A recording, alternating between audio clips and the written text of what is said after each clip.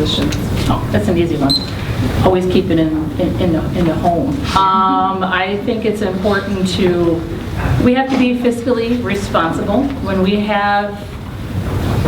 If we have an area that's losing money, we have to find out why.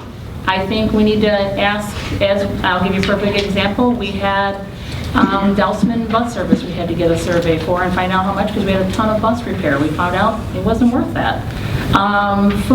Our food area was losing some money. We started asking why, because we should. It's your tax dollars that we are diligent about. We ask the important questions. We ask why this is happening, how can we make it better, what can we do? And we have to look at that before anything. As we looked even as the lunch ladies, and we were asking about Tacker, that was just to get a quote, nor have we had a quote yet.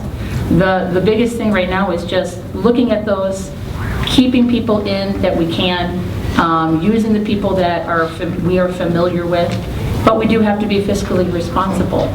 Being fiscally responsible is one of our duties that you actually elect us on the board to do. But that means, as we look at it, we need to put our full effort in to find out why things may be not working that way and repair it. And we can tweak and keep the people that we have in the building. What? All right, so you want to know about food service, custodians, buses, and Non-traditional classroom positions. non-traditional Sort of. aides? Yeah. Hire out aides? That's the Never question. heard- It was from the- I've never heard that It's before, right so from just repeat the the question. community. Okay. If you were to vote on it tonight, what would your position be regarding having on-site Randall staff versus hiring out services for busing, custodial, cafeteria, and other non-traditional classroom positions? Okay, so you lumped a lot of things together to vote on, and that's, you really truly can't do that. You definitely need information for everything. I'm not going to say that I would never do it, and I'm not going to say that I'm going to do it, but what I'm saying is, like Jan said, you have to be fiscally sound. You have to ask the questions. You have to have all the information. Like she said, our food service program lost a lot of money last year. We wanted to know why. Same with the buses. A lot of repairs. We had to buy new buses. We contacted Delsman and got a quote for them. Found out that was a better option, was to keep our buses. We have to do that. That's what you elect us for to do. If we just go by and say, yep, let's get rid of everybody and start all over, I don't think that's the right option either, because you're not researching and seeing what needs to be done. And you need good research.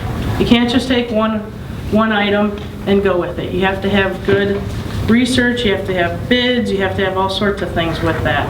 And on the other hand, board does not always bid everything out. It just depends on what it is. That is our option. It is policy, and you can do that. So to get rid of everybody, no, especially aides, not a chance. I think aides are a huge part of a school. They work very hard. They are the underpaid winning team of a school. I think they do a great job in what they do. Food service, you got to look at everything.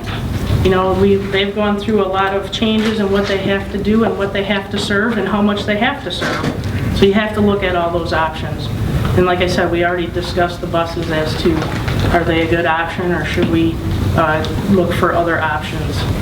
Just to vote on something, on all those things at one time, you're not going to do that. And you need to make sure that you've made the right decision and have all your homework and you've researched everything. Mr. O'Connell? So I would agree with doing homework and researching things, and we investigated outsourcing busing when I was on the board, and it would have been a huge increase in our expenditure. So we flushed that idea pretty quickly because that was not going to be a good thing for us. We would lose local control, we would lose local jobs with our bus drivers, we'd lose control of our time of day that the school started, ended, all those things. So we looked at it then. Sounds like it's been looked at again. And that's fine. My vote today would be absolutely to keep it, and I don't see that changing anytime soon based on the way the bus companies operate.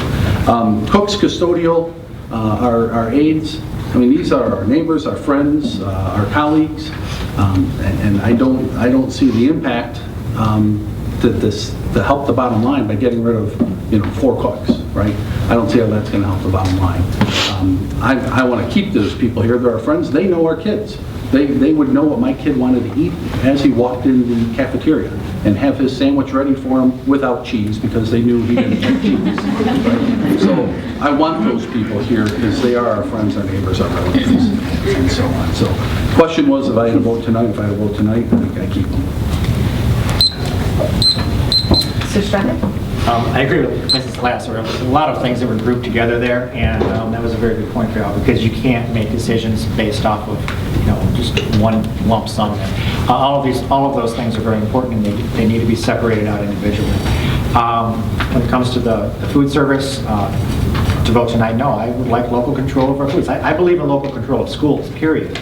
But definitely, the problems or concerns that I've been hearing from parents is not about our local cooks and what they're doing. It's been about some mandates or issues coming down from outside of the Randall district, from federal food service mandates that are actually more concerning than it is any staffing issues. Or if we're losing money, I'd be curious to find out, well, is that a result of local mismanagement, or is it really a result of having limitations placed upon those staff members? And recently, I've been attending meetings, I see some of the research that's been done, and I commend you for that. I think there's still a lot more to learn when it comes to that.